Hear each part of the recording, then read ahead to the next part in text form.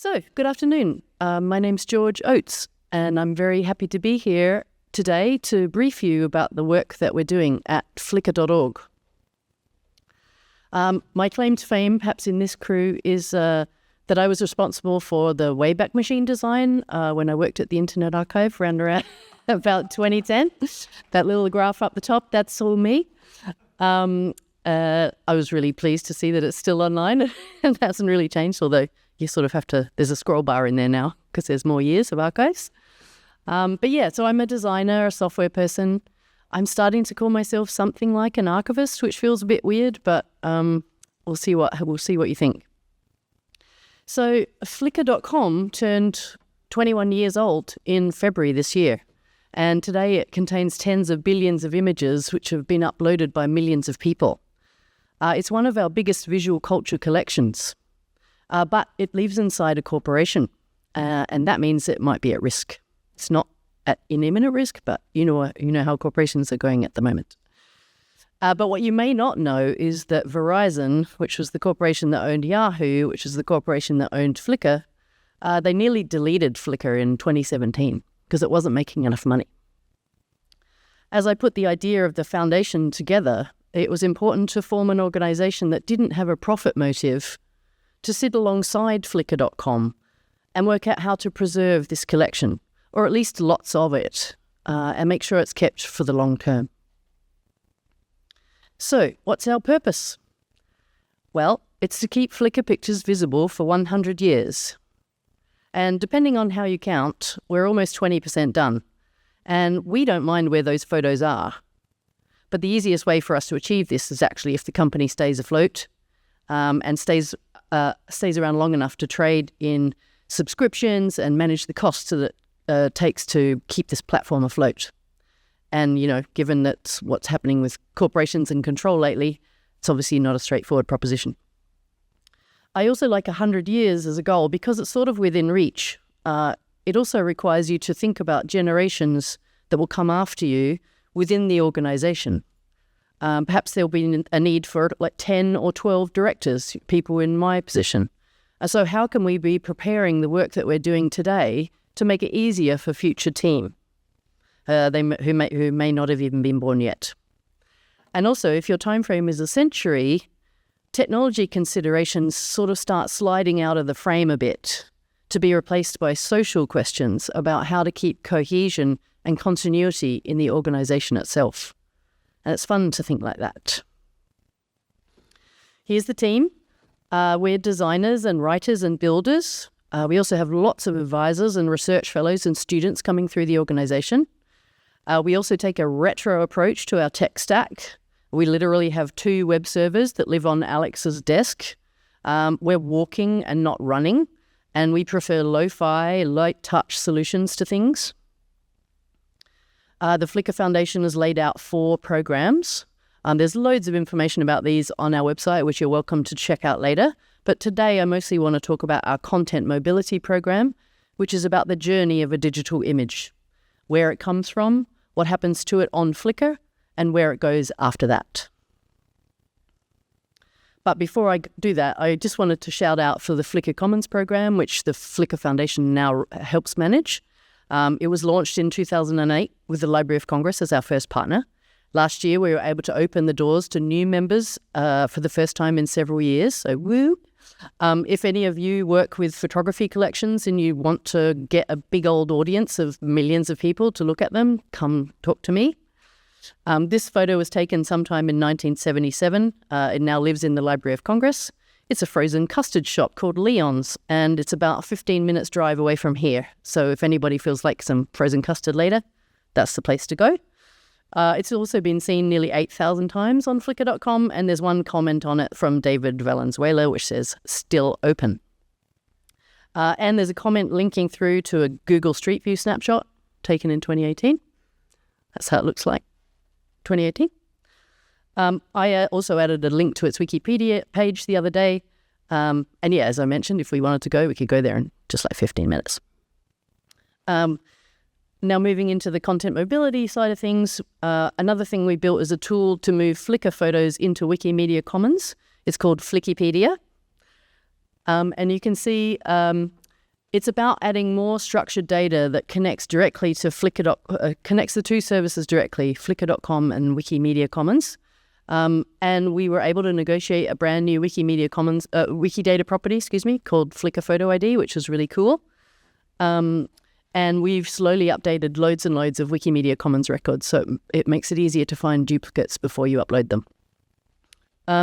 The other thing about Flickipedia that I wanted to gently emphasize is that we're also trying to help people do the right thing in this user interface as they upload stuff to Wikimedia Commons. So it's not easy to upload stuff that Wikimedia Commons doesn't want. We help people understand the requirements that the Wikimedia Commons community have set out.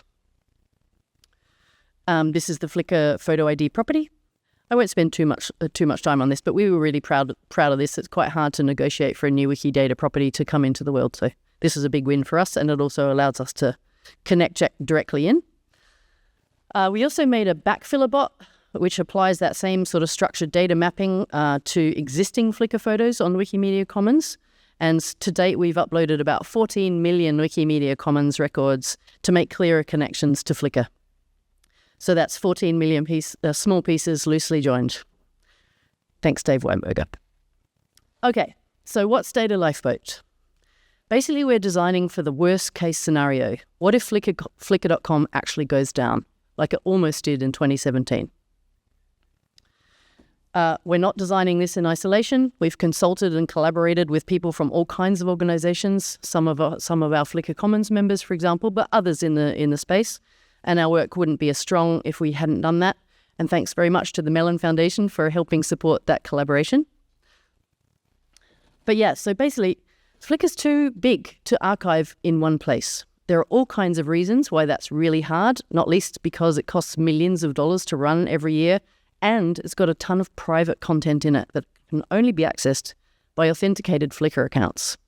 And if it's still alive, it's kind of old-fashioned now, but there's still millions of uploads each day, so it's still a big live system, sort of like an ocean is the way that I like thinking about it. So instead of a last-minute scramble at the end when somebody hears that Flickr's going down, we're trying to actually design for that case of emergency, and that's where Data Lifeboat came into the world. So Data Lifeboat's designed to allow Flickr members to make a sliver of Flickr when the waters are calm and put it somewhere else. Not just one data lifeboat, but we think about millions of data lifeboats flooding into the rest of the internet. People like to say Flickr is a great place to be a photo. They get looked at, they get talked about, they get arranged, they get shared, they get enjoyed. And these images have a kind of social metadata that's often jettisoned when stuff gets archived, certainly jettisoned or even obliterated completely when images get consumed by machines. Trying to guess what's in the picture. This is just one very brief example of the sorts of information that's found and contributed by volunteers in the Flickr Commons program. There are so many different examples of how comments and conversations actually enrich the context of an image, and that is what we're actively trying to retain. Just give you a quick moment to read that.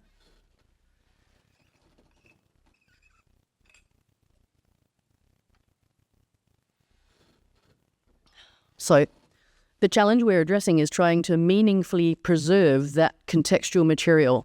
It's not just enough to store some files, but we need to create structures to allow future readers to find and explore these records, to understand any social context like the comments and faves and albums and stuff that grew up around them after they were originally uploaded to Flickr. This social context, we think, is a vital part of each photograph's history and should be preserved alongside the visual data. So we're making a distinction here between types of metadata. Technical means the sort of stuff that happens at the point of creation, the sort of EXIF, date taken, camera settings and stuff like that. Whereas social metadata is the sort of stuff that's created inside Flickr.com and unique to that context.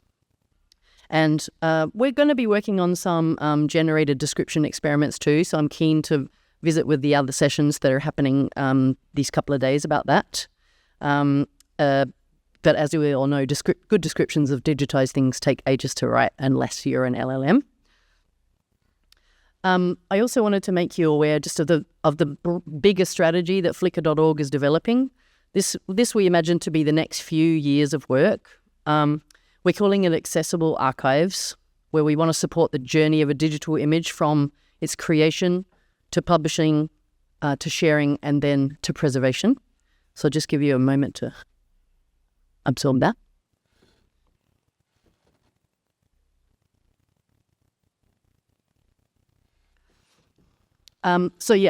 Let's dive into let me brief you on Data Lifeboat.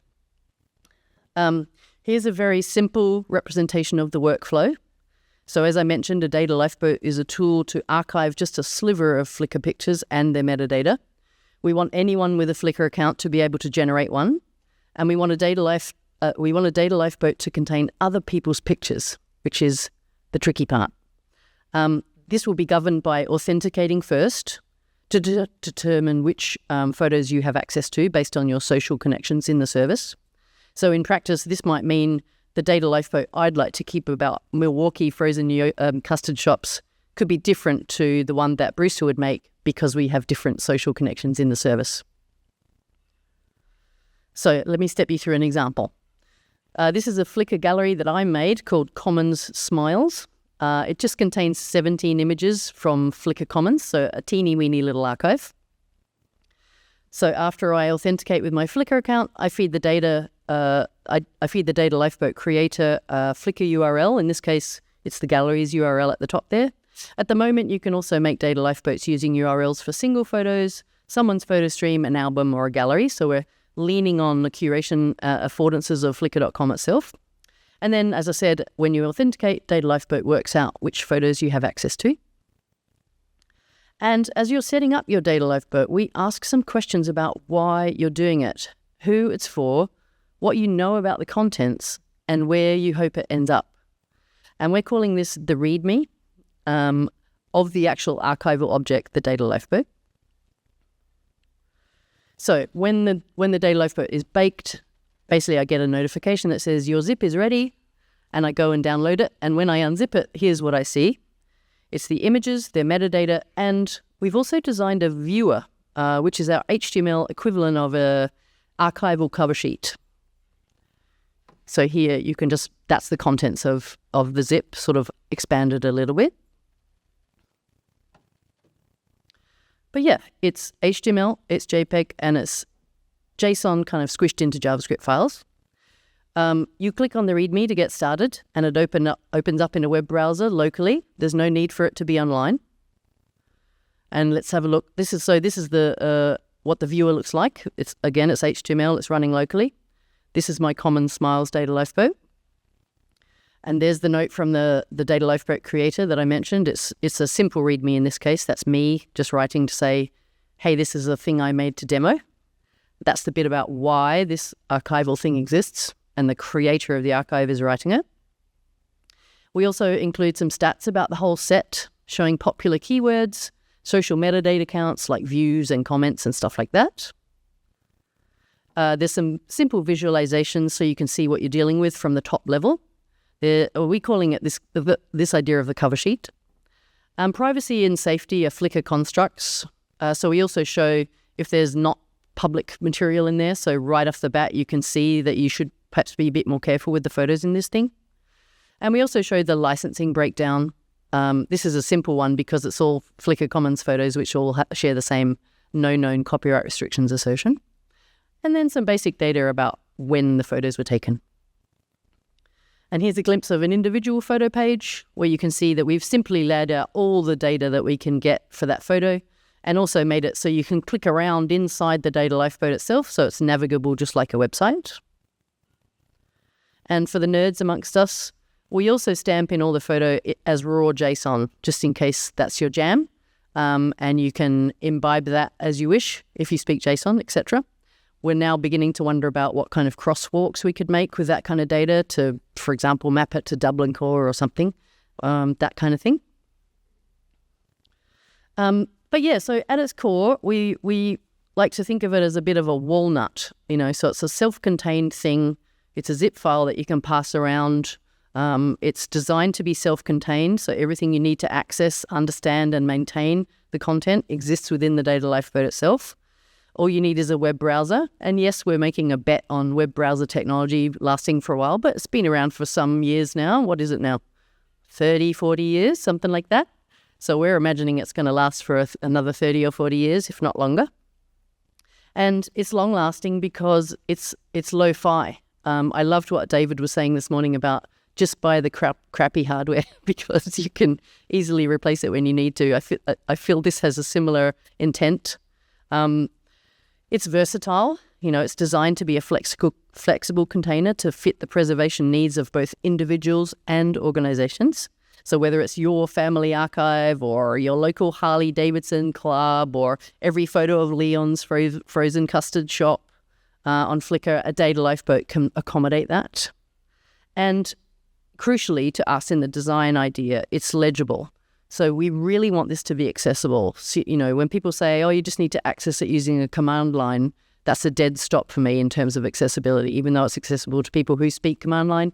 This is really designed to be usable and malleable by people who know how to use a web browser. And we're trying really hard to provide essential context about why this collection was chosen by the creator of the Data Lifeboat and why they think it's important.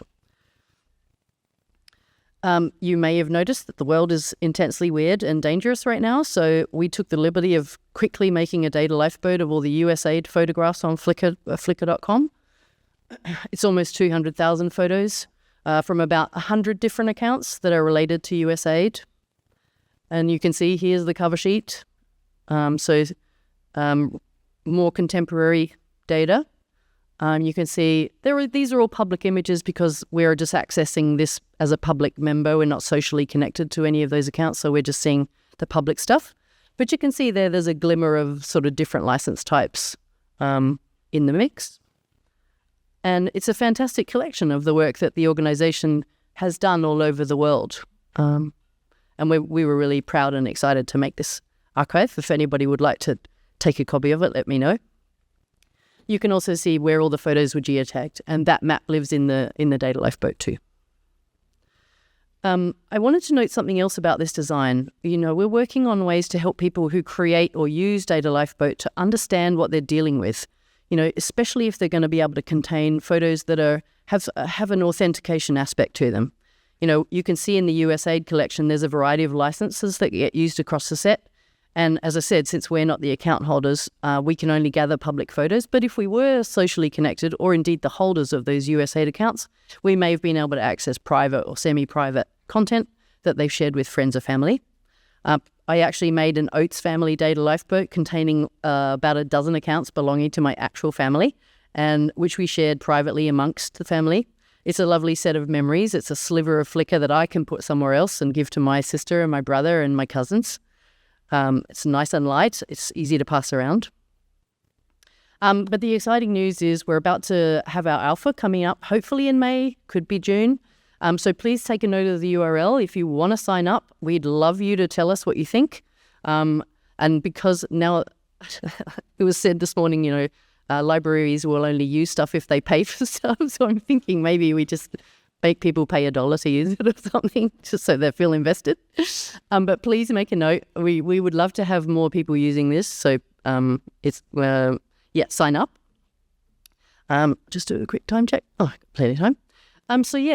So what's next? Once we do the alpha, we're sort of moving from alpha to beta. Our measure is going to be, can we get 1,000 Data Lifeboats in the world?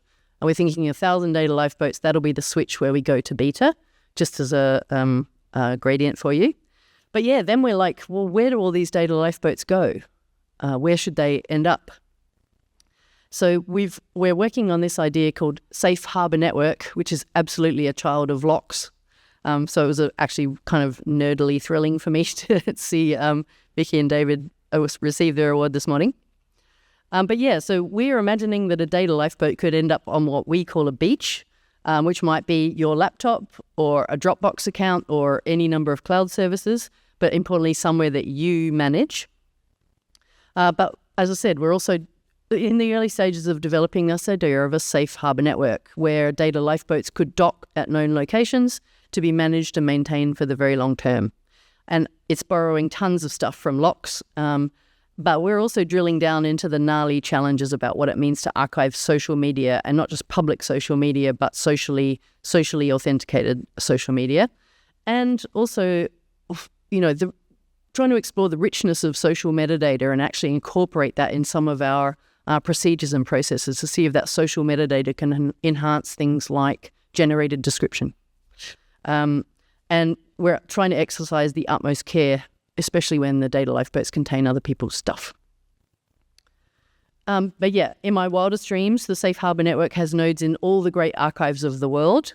Flickr Foundation then becomes a transmitter where the cultural heritage that we're pouring into these social media services and these corporate platforms can now be taken care of by the people who really understand what that means, who really understand what stewardship actually is, which corporations do not. Proud to say we've got our first, we squirted a little zip of Common Smiles into archive.org. And you can see there's the zip file. So if you wanted to access or the interface that I was showing you before, that would be how you do it. So archive.org in this framework would be a doc. We're wanting to find people who are curious about experimenting about what a doc could be like.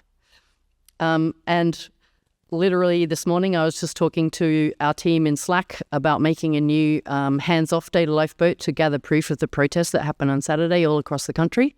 Wouldn't that be great? And, it's fairly easy for us to do that now that the tool is sort of beginning to be a bit sharper. So really to conclude, as I mentioned locks before, and of course I think that's swelling around the whole conference, but I suspect that that's not the only sandwich at the picnic. So if anyone's working on something like this, I'd love to hear from you and work with you.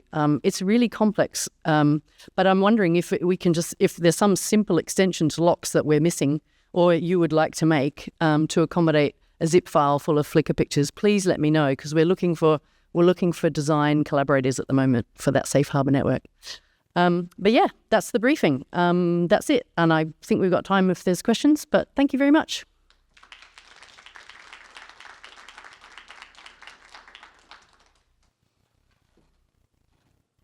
And if there's no questions, that's fine.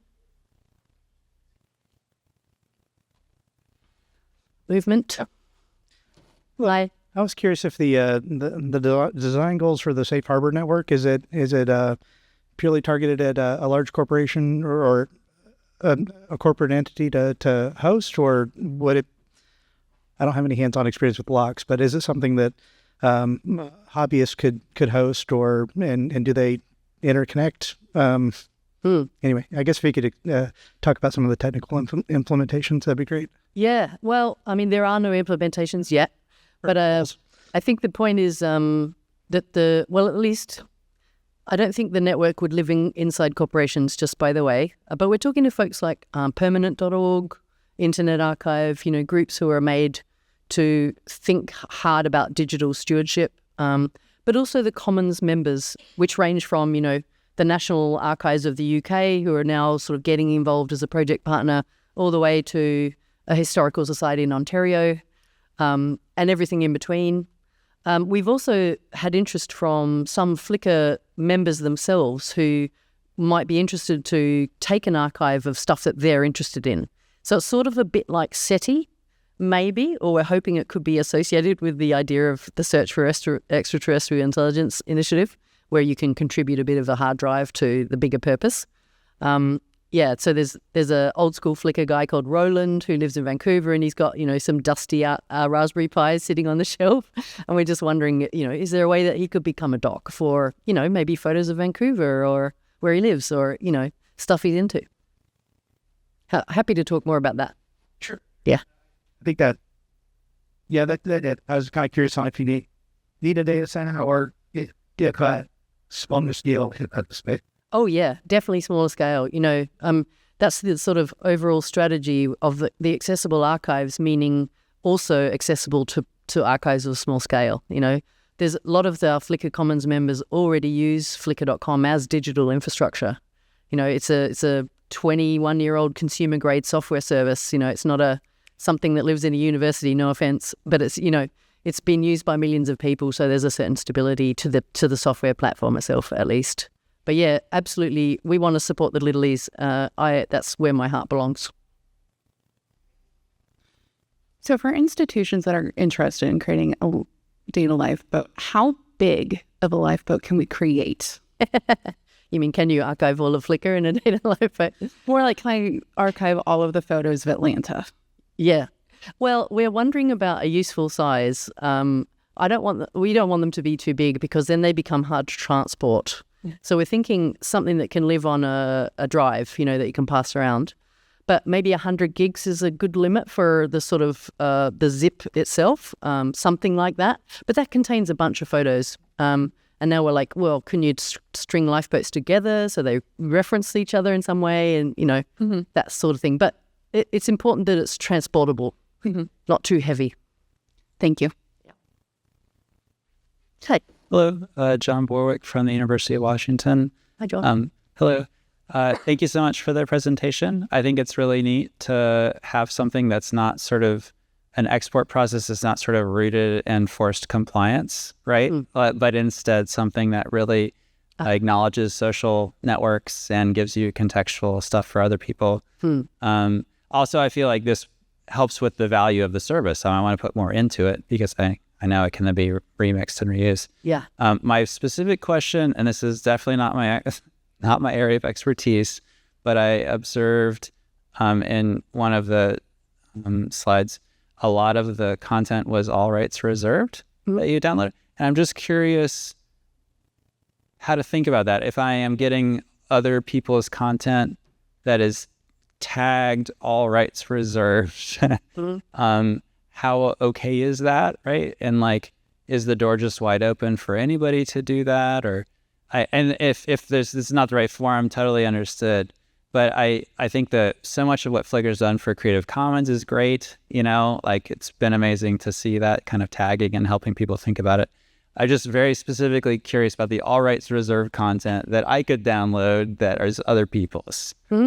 Yeah, we are too. But so what we've done in these early stages is just borrow the way that Flickr.com is designed and leverage that. So, for example, there's a few settings about permissions that you can set as an account holder in Flickr, like don't download my photo.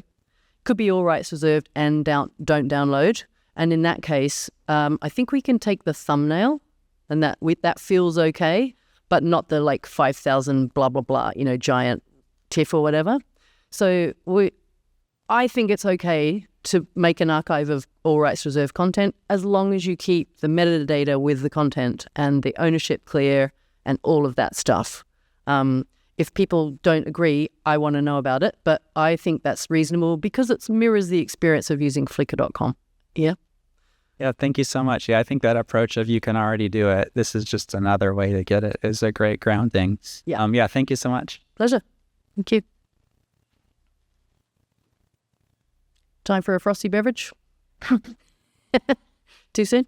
I think that's it. Thanks.